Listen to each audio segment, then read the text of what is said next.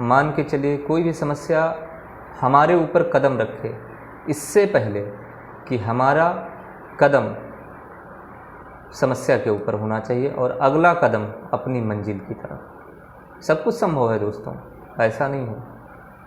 तो बने रहिए आप हमारे साथ। जब भी आप अपने बारे में या बुरे वक्त में हताश या निराश हो रहे हैं तो आपको ये याद रखना चाहिए, लाइफ में लगातार बदलाव आते रहते हैं, इसलिए आपका ये बुरा वक्त भी ज़्यादा देर तक नहीं रुकेगा, क्योंकि परिवर्तन ही संसार का नियम है। अपनी भावनाओं को डायरी में लिखें। एक्सपर्ट्स की माने तो जब आप हताश या निराश महसूस करते हो तो आपको अपनी भावनाओं को एक पन्ने पर उतारने की ज़रूरत होती है। 2 साइड में लिख लिया, क्या अच्छा लग रहा है क्या बुरा लग रहा है। निराशा एक ऐसा शब्द है जिसका अर्थ है जीवन का एक ऐसा चरण जब अपनी समस्याओं से निपटने के लिए आपके पास और अधिक हिम्मत नहीं होती है। लेकिन क्या यह वास्तव में सच है? जब आपको एक सांप काटने आता है तो क्या होता है? क्या आप चुप रहेंगे और कहेंगे कि इसे मुझे काटने दो क्योंकि मुझ में इससे निपटने की हिम्मत नहीं है? या फिर आप वहाँ से किसी गोली की रफ्तार से भागेंगे, भाग जाएंगे, दौड़ा रहा भैया सांप काट लेगा, मैं भागा जा रहा हूँ। असल में आपके पास कई विकल्प थे। जैसा आप उस पर कोई पत्थर फेंक सकते थे, अगर आपके पास कोई डंडी होती, छड़ी होती तो आप उसकी मदद से सांप को खुद से दूर कर सकते थे, उसे धकेल सकते थे। और अगर वो दोनों चीज़ें काम नहीं करती हैं फिर तो भागना ही आखिरी रास्ता है भैया। स्कूल में एक बच्चा मान लीजिए हतोत्साहित महसूस करता है तो उसे क्या करना चाहिए? उसे सारा दिन रोना शुरू कर देना चाहिए और स्कूल जाना बंद कर देना चाहिए? बेशक जवाब ना हो तो आप जीवन में छोटी चीज़ों के बारे में दुखी क्यों होते? हम सभी अपने जीवन में उतार चढ़ाव का सामना करते हैं और हमें उनसे निपटना और उन्हें हल करना सीखना चाहिए। एक भ्रमित, उदास और क्रोधित मन न कभी सोच पाता है और ना ही कोई सटीक समाधान निकाल पाता है।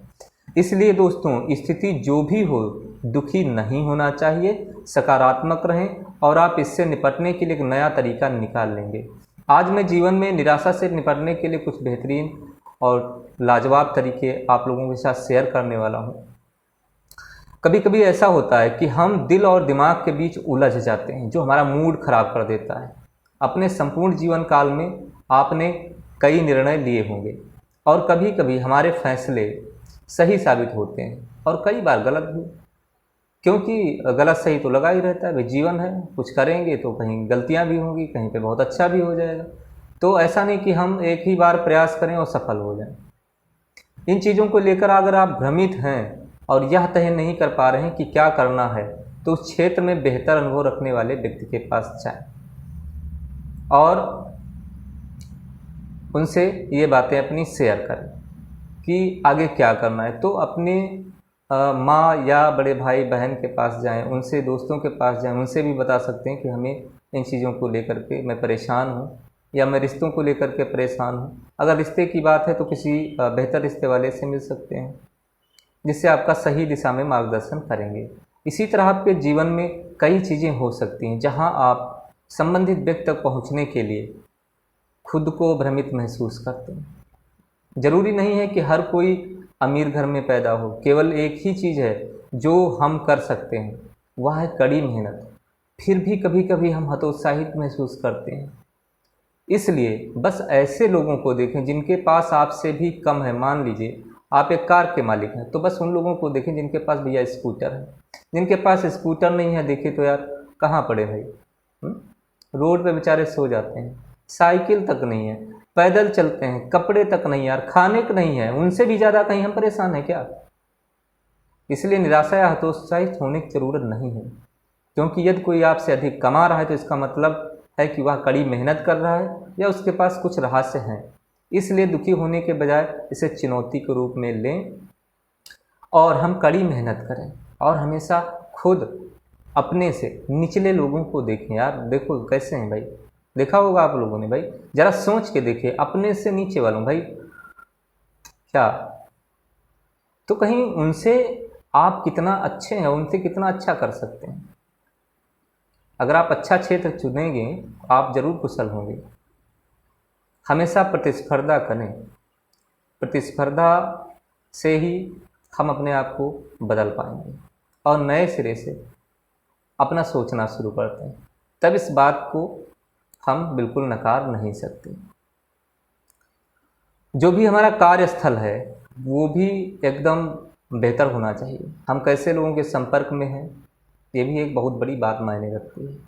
ऐसे लोगों के संपर्क में ना जाएं जो दिन भर हाँ ये नहीं हो पाएगा, वो नहीं हो पाएगा, उन्होंने ये किया था वो असफल हो गए, असफल नहीं हो पाए, वो ये काम कर रहे थे वो भी सफल नहीं। तो इसलिए जो भी आपका रुचि हो जिस काम में, आप उसे आराम से करें और सफलता 100% मिलेगी, है ना। क्योंकि सही गलत सभी के साथ लगा रहता है निरंतर। तो उन चीज़ों को लेकर के हम ना परेशान हों, बल्कि अपना समाधान खोजें। ठीक है, मैं समझता हूँ कि यह आपका सबसे ख़राब समय चल रहा है, फिर भी मेरा विश्वास कीजिए, मैं 100% कहता हूँ आपसे, मेरा भरोसा करिए, आप बहुत कुछ कर सकते हैं, बहुत कुछ कर सकते हैं।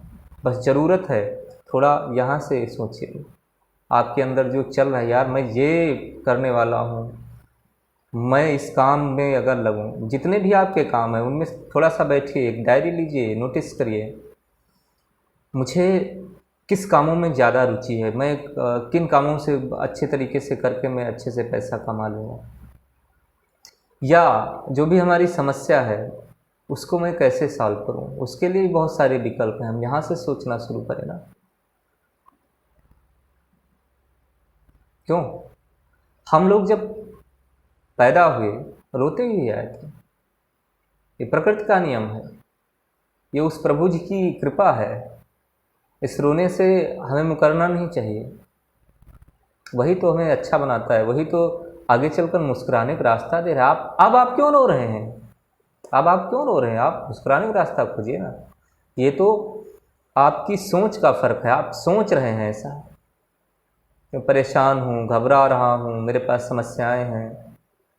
भैया हर किसी के पास समस्या होती है, जो करोड़पति है ना वो भी चैन की नींद नहीं सोते हैं। बहुत लोग ऐसे हैं जिनके पास बहुत सारा पैसा है, सुकून नहीं है। तो दोस्तों, हमें अपने जीवन से हताश और निराश कभी भी ना होने का नहीं होना चाहिए। क्योंकि देखिए, ऐसा नहीं, जो हम सोच सकते हैं कर सकते हैं, हाँ थोड़ा सा समय ज़रूर लगे। अगर आप बहुत ही ज़्यादा परेशान हो तो मैं आपको एक छोटी सी टिप्स देना चाहूँगा। बिल्कुल दुनियादारी सब कुछ भूल जाइए, आप बिल्कुल भूल जाइए, आराम से आप आराम करिए, बेड रेस्ट करिए। पहले तो आप सो जाइए, और जब भी आप सोने के बाद उठेंगे, पहला काम उस प्रभु जी का, परमात्मा का, जिसने हमें इस धरती पे भेजा, रुलाया था और बोला था जाओ हंसो बेटा हंसाओ, तो हम इतना परेशान ना हो और अपनी समस्याओं का समाधान खोजें, खुद मुस्कुराएं और दूसरों को भी मुस्कुराने का मौका दें।